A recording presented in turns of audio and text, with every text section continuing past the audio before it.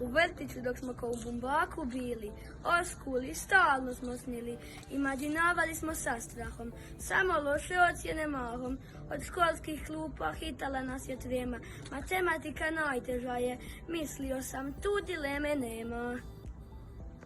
Filnamente, kad došao je i ti dan, interesantno bio sam vas aradan, arrivo sam u skolu šestani finko, pravi mamin sin.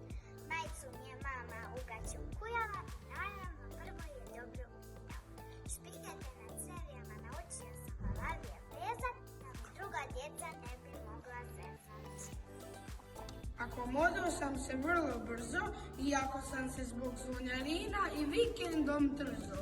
Balica mi je baš za 5, s njima bih obišao cijeli svijet. Atento smo kad mestrinja parla, inače smo bajla.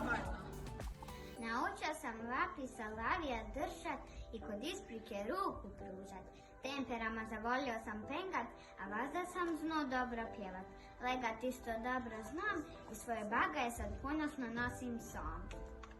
Eto, prvi sam razred prošao